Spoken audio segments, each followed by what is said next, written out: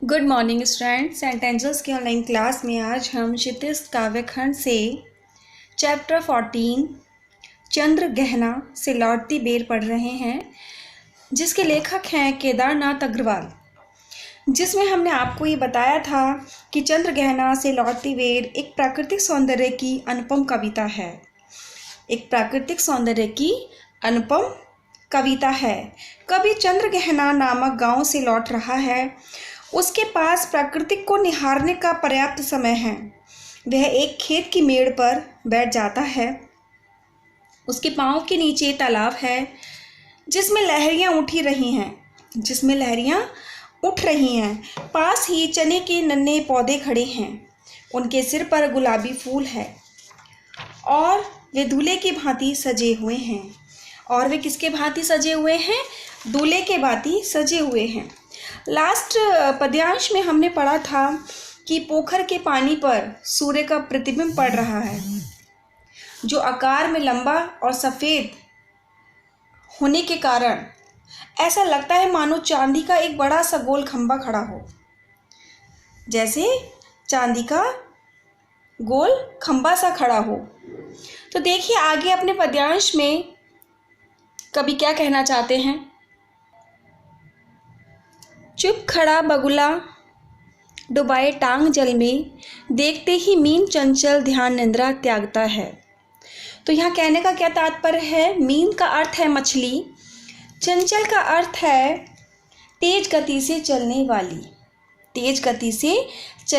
वाली, और ध्यान निंद्रा से तात्पर्य है ध्यान रूपी नींद।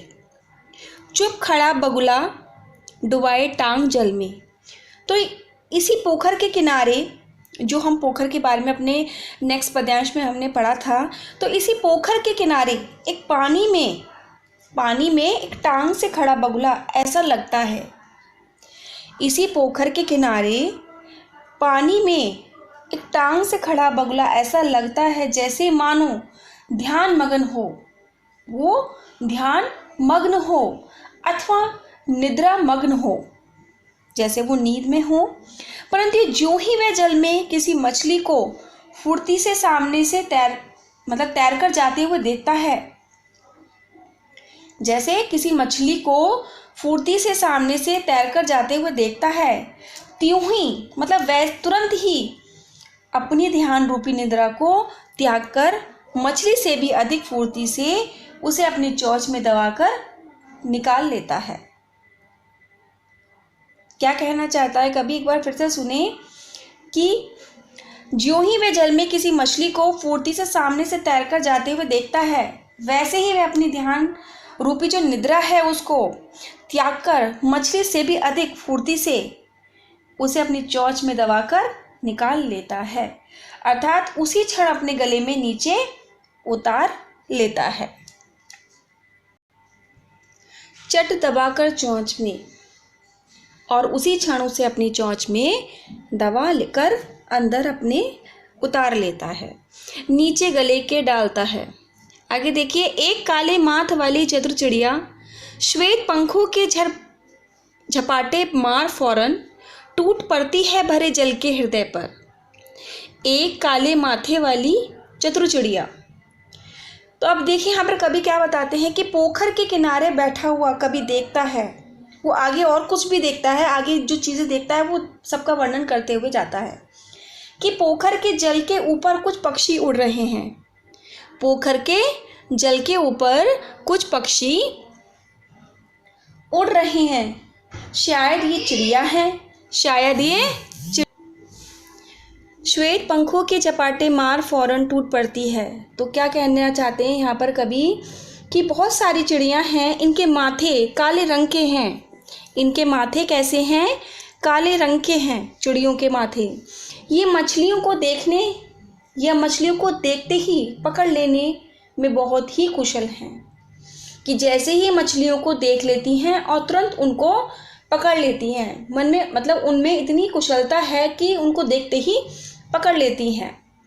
और जब इन उड़ती हुई चिड़ियों को जल के अंदर तैरती हुई कोई मछली दिख जाती है, जब इन उड़ती हुई चिड़ियों को जल के अंदर कोई तैरती हुई मछली दिख जाती है। टूट पड़ती है भरे जल के हृदय पर एक उजली चटुल मछली, चोंच पीली में दबाकर। तो क्या कहना चाहते हैं कभी यहाँ पर कि जब इन उड़ती हुई चिड़ियों को जल के अंदर तैरती हुई कोई मछली दिख जाती है, तभी ये अपने सफ़ेद पंखों की सहायता से तेजी से उन पर झपट्टा मारकर जल के अंदर से उन मछली को निकाल लेती हैं। अर्थात जल के अंदर से उन मछलियों को अपनी चोंच में पकड़कर बाहर निकाल लेती हैं। चोंच पीली में दबाकर दूर उड़ती है गगन में। तो क्या कहना चाहते हैं यहाँ पर, फिर अपनी पीली चोंच में उस मछली को दबाकर वह दूर आकाश में उड़ जाती है और वहीं उड़ते उड़ते ही उसे खा जाती है। इस प्रकार यहाँ पर कवि ने बड़ी बारीकी से हर चीज़ का वर्णन किया है कि किस प्रकार वो चिड़ियों को देख रहा है, किस प्रकार वो मछलियाँ उनको पकड़ती हैं, किस प्रकार वो उनको खाती हैं। इसलिए वो वहाँ बैठकर प्रकृति की जो एक अद्भुत निराली सुंदरता है उसको आपके पाठ्यक्रम में वर्णन कर रहे हैं। नेक्स्ट देखिए क्या कहना चाहते हैं।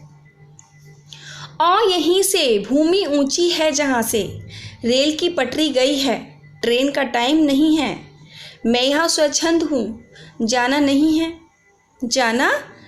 है। तो स्वच्छंद से तात्पर्य क्या है? स्वच्छंद से तात्पर्य है मुक्त, मतलब आज़ाद, वह मुक्त है। तो कभी इस स्थान पर बैठा है, वहाँ से सामने की ओर भूमि का धरातल ऊंचा है।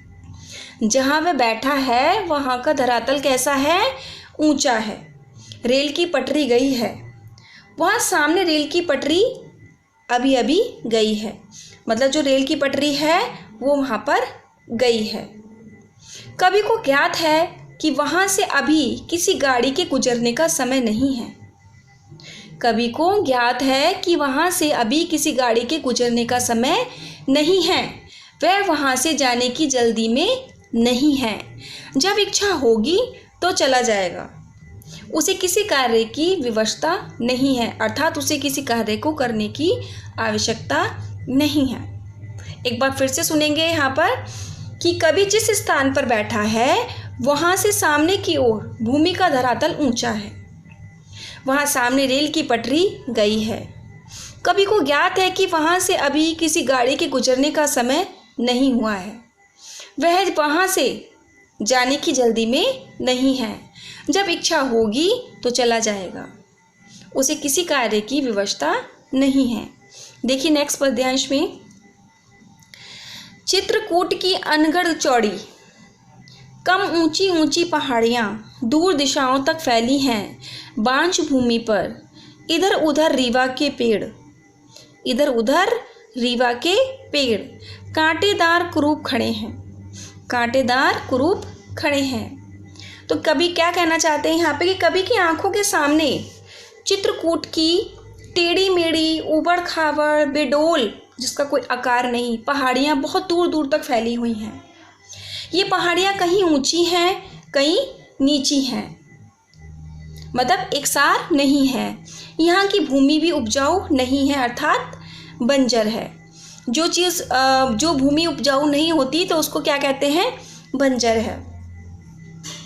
यहाँ किसी प्रकार की घास, हरियाली या छायादार पेड़ नहीं है।